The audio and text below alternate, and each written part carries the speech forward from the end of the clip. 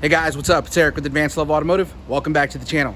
Today, we're taking a look at this 2013 Toyota Highlander. You guys may have seen this vehicle in another video that I did recently.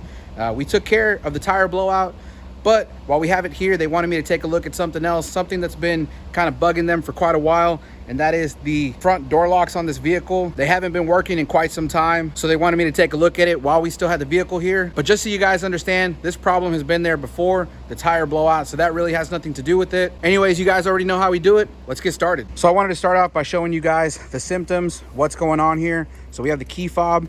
Now I know that this thing works because if we lock it, you can actually hear the back doors lock. And if I try to open the doors, it does not open. But when we go to open up the front door, you guys can see that the front door is not locking. Let me take you guys around to the other side. Again, the back doors are locked. They do not open, but the front doors do not lock. And if I hit the unlock button here, you can hear our back doors just unlocked. And if we move to the other side, you can see that our door opens up. So we know that the back door lock actuators are working, but neither one of the front two are working. The other interesting thing is, if you come inside, there's a little lock switch down here. Well, the front doors are not responding to this thing either. If I lock it, you guys can see this little thing here should flip when I lock and unlock it. But you can hear the back doors locking and unlocking, but you can obviously see that the front doors are not responding. Now, if you take a look at the passenger door, there's also a button there for locking and unlocking the door. But once again, these front doors are not responding to the door lock switch. Now, we could assume at this point that the door lock actuators are probably bad, which, you know, it wouldn't surprise me because these are pretty common on these vehicles. But as you guys already know, I'm not here to assume. I'm here to test and verify. So that's exactly what we're gonna do. Now, I've already taken a quick preliminary look at the wiring diagram, and I can tell you that on this vehicle, all of the door locks are operated and controlled by a computer called the main body ECU, which I'll show you guys in a minute when we go over to the wiring diagram. But at this point, the first thing I want to do is go ahead and hook up a scan tool, see if we can find any trouble codes, and also take a look at some data PIDs. All right, guys, so we're inside the vehicle. I've got the scan tool connected. Today, we're going to be using the Latch X431 Pro 3S Plus. And if we come in here, we're going to go ahead and run a health report. What this is going to do is it's going to scan all of the modules on the vehicle. We're going to see if we have any fault codes pertaining to these locks. Okay, so this thing is done doing its scan. Here's our health report. Starting up at the top, we have the engine computer. You guys can see we do have a code, P2109 throttle pedal position sensor, stored in the engine computer. But, you know, this is an important code. We probably should look at this, but that's not really what we're here for. Right now, we're really here for the main body computer. Once again, like I said, the main body computer is what controls our door locks. So looking right here, you can see that we don't have any codes. We can go into the module and we can take a look at some data PIDs. So once again, we don't have any fault codes. If we go into read fault code, you'll see that we have no trouble codes. So we'll go back. Let's click on data stream. And here we have all our data PIDs. So what I'm gonna do is kind of just scroll through these and look for any of them that pertain to our door locks. All right, so these are the data PIDs that I picked out pertaining to the door locks. We'll start by looking at these two data PIDs right here. You see this one says door lock switch lock, door lock switch unlock. What these data PIDs tell us is whether or not the main body ECU is recognizing that we are pushing the lock or the unlock switch. So pay attention here. You can see where it says lock, it says off. I'm gonna go ahead and hit the lock switch and you'll see it turn to on. I'm gonna hit it again just in case you guys missed it. So we do know that the main body ECU is recognizing that we are pushing our switch. Now let's concentrate on the unlock. I'm gonna push the unlock button. Again, you can see momentarily it said on. I'm gonna hit it again. Once again, you can see that it does say on. Next up, we'll switch our focus to the door lock position switches.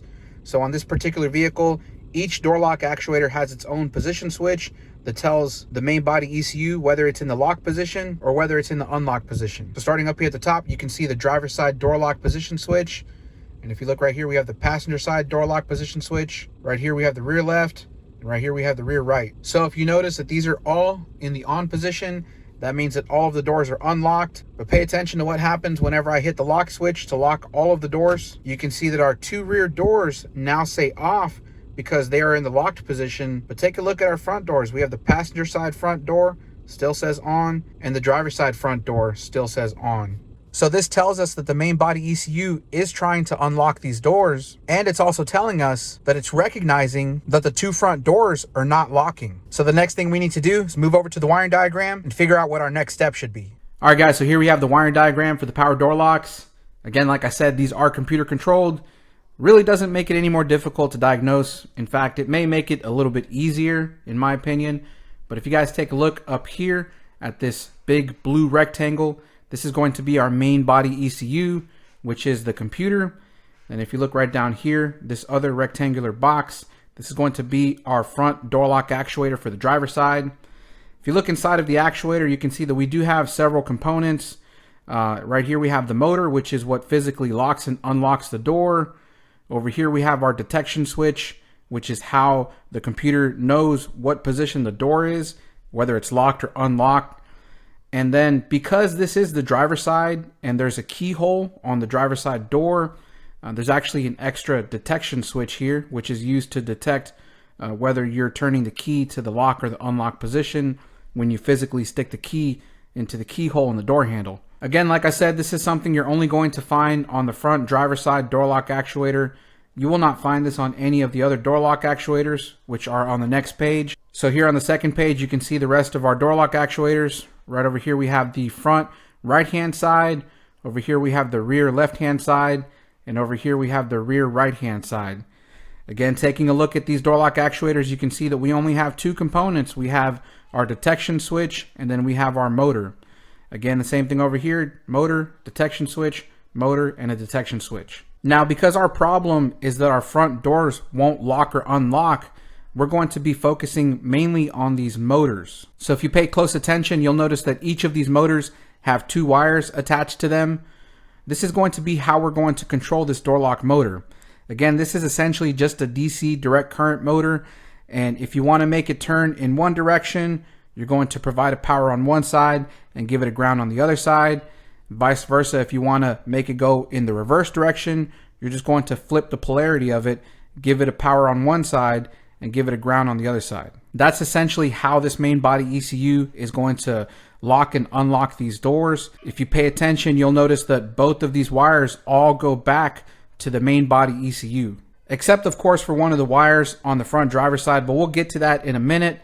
So again, if you guys take a look here at this rear right-hand side door lock actuator, if you follow this wire up, you'll see it goes to the main body ECU, and it goes to this pin up here, which is labeled ACT minus, which I'm assuming means negative or a ground, which if I'm assuming that correctly, then the way they drew this up is going to be in the lock position. So whenever you hit the lock button, this here is going to be providing a ground to all of the wires that are on this circuit. So if you follow this ACT down, again, we know this leg of the circuit goes down to the rear right-hand side, but you'll see there's a splice here. And if you follow it over, you can see it goes down on this green wire, which comes over and up to the front right-hand side door lock actuator. And then again, if you come back here and follow it to the next wire or the next leg of the circuit, you'll see it comes down on this white wire and goes up to the motor on the rear left-hand side. Now, what's interesting about this is that because all of these are tied together on the same splice, that means that whenever you command the main body ECU to either lock or unlock the doors, it's going to do it simultaneously, which means that all three of these door lock actuators are going to lock and unlock at the same time because electronically they're all tied together. Now, if we move over to the first page, this is where we had the door lock actuator for the driver's side. Again, if you follow this red wire up here, you'll see it goes into the main body ECU at pin number 1, which is labeled ACT positive. Again, positive, I'm assuming means that it's a power feed. And like I said, if that's the case, then that means that they drew this up assuming that you're pushing the lock button. I say that because I know for a fact that when I go to the vehicle and I push the lock button, the main body ECU is providing a power on this red wire and a ground on this green wire here, and vice versa. Whenever I hit the unlock button, it's doing the opposite. It's grounding this circuit here on the red wire and it's giving it a power on this green wire. But we'll get to that in a second. Again, if you follow this out from the ACT pin, of course, it goes down here to the front driver's side door lock actuator. But you see the splice goes over to the second page, which we can follow it over here. And then you'll see the splice comes down to this pink wire, which is on the front passenger side door. And if we follow this splice over this way, you can see this leg of the circuit on this gray wire comes over to the rear left-hand side door.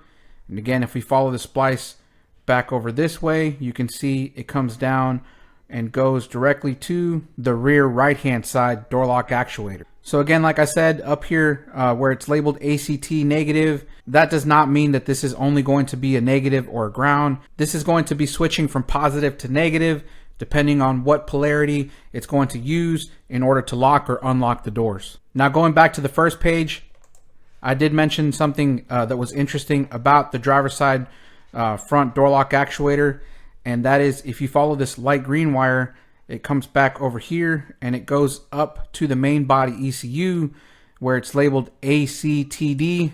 I'm not really sure exactly what that stands for, but what I can tell you is that rather than it being attached to the rest of the circuitry here, because if you guys look at all of these splices and the circuitry that's inside of this gray boxed area on both the first page and the second page, well, this gray box here is actually a part of the main body ECU. It's just drawn up to show the internal circuitry. But in fact, in real life, this gray box or this gray area here is actually part of the main body ECU. If we go back to the first page, again, you can see this white wire right here coming from the door lock actuator and going to its own proprietary pin on the main body ECU. Well, the reason for that, I believe, if I'm not mistaken, is because this vehicle is designed and this main body ECU is programmed to unlock the driver's side door first before unlocking the rest of the doors. You guys may have noticed this on many other vehicles. It's a feature that whenever you use the key fob to unlock the door, the first time you hit it, it only unlocks the front driver's side door. But when you double click it, that's when the computer unlocks the rest of them. That's why I believe that this front driver's side door lock actuator has to have its own proprietary pin directly attached to the main body ECU that isn't tied together with the rest of the door lock actuators. So anyways, now that we know and understand how the system works and how the circuitry is set up, we can move back to the vehicle and do some tests, which, if you ask me, I think the next easiest thing to do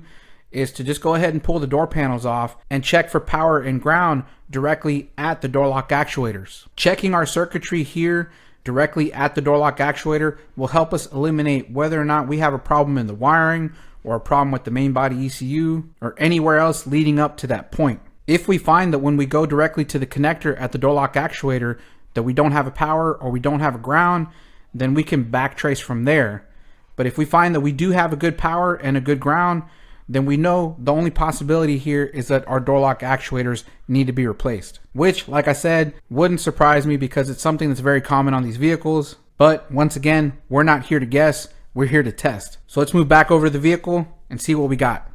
All right guys, so as you can see, we have our door panel off. And if you take a look right over here, this is our connector for our door lock actuator. Up here, this is our red wire. And if you look right underneath, you can see that's our green wire. So what I have is my power probe connected to the battery. And all I'm gonna do is I'm going to back probe, starting with this red wire. You guys can see we have a good connection to ground through that red wire, back through the module. So I'm gonna go ahead and back probe the red wire, and simultaneously, I'm going to grab the switch and lock it. We're going to verify whether or not we have good power and good ground at the connector. Then we're gonna move over to back probing the green wire, once again, while simultaneously pushing the unlock switch. And then we are going to see whether or not we have a good power and a good ground. Okay, so like I said, when we touch this wire, this is going to light up green, indicating that we do have continuity to ground back through the module. But when I press the lock switch, you're going to see that this momentarily turns red. I'm gonna hit the lock switch, and hopefully that showed up on camera. Let me do it again. And as you can see, we do have good power coming from the main body ECU, reaching the door lock actuator. Now we're gonna switch over to back probing our green wire. Okay, so we're on the green wire. You can see we do have continuity to ground. I'm gonna hit the unlock button, do it again. So hopefully you guys were able to see it. When I hit the unlock switch, we do have full battery voltage coming from the main body ECU. So at this point, we know that only leaves us with one possibility. This thing needs a new door lock actuator. Next up, we need to do the same check on the other side. All right, so we've got the passenger side door panel off. Again, you can see our connector for our door lock actuator. Over here we have our green wire, and down here we have our red wire. We're gonna do the same thing, I'm gonna start by back probing the green wire. You can see we have a good ground. I'm gonna hit the switch. And you can see momentarily we did have full battery voltage. Now I'm gonna switch over to the red wire. Once again, you can see we have good continuity to ground. I'm gonna hit the switch. And as you can see, the main body ECU is sending full battery power to this door lock actuator, but this door lock actuator is just not responding. So at this point, we're pretty much 100% confident that this vehicle is going to need 2 door lock actuators for the front doors. I'm gonna go ahead and order them, replace them. We're gonna verify the fix tomorrow. All right guys, so fast forward, I went ahead and I picked up 2 brand new door lock actuators. These are the ASIN brand, so they are OE equivalent. If you take a look at the door lock actuator, this is our new unit. Pretty simple to install. Once you get the door panel off, there's 3 bolts, T30s, that hold this on, and there's an electrical plug right here. Then we have a cable that hooks up right here. We have another cable that hooks up right inside of this little clip. And then on the back side, we have a rod for the door handle that slides right into this hole in this lever. Pretty straightforward install, so let's get to work. All right guys, so back at the vehicle. As you can see, I already went ahead and I pulled off the door panel, of course, because we had to do our checks at the door lock actuator. I'm sorry I did not film how to remove the door panel, but I'll show you guys how I put it back together, which is essentially just the reverse of how you take it off. So to remove the door lock actuator, we're gonna start by disconnecting this electrical plug. There's a little clip right here. We just pull it out. Next up, we're gonna peel back the corner of this plastic, just kind of held on by some weather seal tar. We don't need to remove it all the way, just kind of expose the corner here. Our 2 cables actually go through a hole in this plastic, so we're just gonna kind of pull them through like that. Then I'm going to remove the 3 bolts on the side. These are a T30 Torx bit. Now that we have our 3 bolts removed, we're gonna grab onto these cables, stick our hand into the door. We're gonna kind of pull this latch away from the door and make sure we slide it down, because it's on the rod for the door handle. So if we slide it down, that's going to remove it from the rod. Now, while you're in here, you'll notice that there is a rail that extends from the window down in here. So in order to get around that, we have to kind of tilt the actuator back toward the outside of the door. Then we can kind of pull it in and just slide it out like so. What you need to do is kind of tilt it back this way and then slide it out. So once we have our old latch out, we'll set the new one next to it, compare it, make sure that they are the same part. Then we'll go ahead and start transferring over the cables. We'll start by transferring this yellow one here. We just lift it up off the clip and slide the little knurl off of the hinge. Then we're going to install it onto the new one. The same way, we'll just slide the knurl onto the hinge like so. Make sure you clip this into the body. We are all set with that cable. Now to remove this other cable, there is a little door here that we have to unclip. It does take some force to get it open. As you can see, our cable is attached to this little lever in here. So we're gonna pop this up and then slide this off like so. You'll notice that there's a hook on the end of this cable. It just slides right into that hole. We'll get rid of the old one, install the cable onto the new one, again by sliding this hook into the hole, and then we'll clip this to the body like so. Then we'll close this door and latch it down. Now we're ready to reinstall this thing. But before we do that, I want you guys to take note on the back side. When we install this thing, there is a lever that has a hole in it. If you look at this lever, it has this yellow plastic clip on there. You need to make sure that when you reinstall this latch, the rod for the door handle is fully inserted into this clip. You need to make sure that you do that before you bolt this thing down. Now we can insert the new door latch into the door. Again, you want to tilt it back to clear the rail for the window. Then, like I said, we need to make sure that we feel for the rod that is attached to the door handle. We need to make sure that that rod slides into that clip on that lever on the back side of the latch. I'm not going to be able to show that to you guys. You're going to have to feel it for yourself. Okay, I can feel it. We are in. Now I'm going to lift up and put this actuator into place. Now, once you've got it lined up properly, this thing should fall right into place, and this plug should fit right through this hole. Next up, we'll fit our bolts into the latch. Just do them hand tight for now. Make sure you tighten them down evenly. Then we'll fit these cables back through this hole, reinstall the liner. Make sure you push down on this tar to make a nice, good seal. Then we'll reconnect our plug. Now we can reinstall our door panel. Make sure that all of the clips are on the door panel and that none of them have fallen off. I'll start by reconnecting the light at the bottom here. Just clip that into place. Then we can reinstall our 2 cables. Make sure that before you take the door panel off, you make note of the position of each of these cables. In my case, the white one was at the top and the green one was at the bottom. So I'll just slide these cables back onto the hooks here, clip them down. Just so you guys can see what I'm talking about, this is our green cable at the bottom and this is our white cable at the top. I have them both securely installed.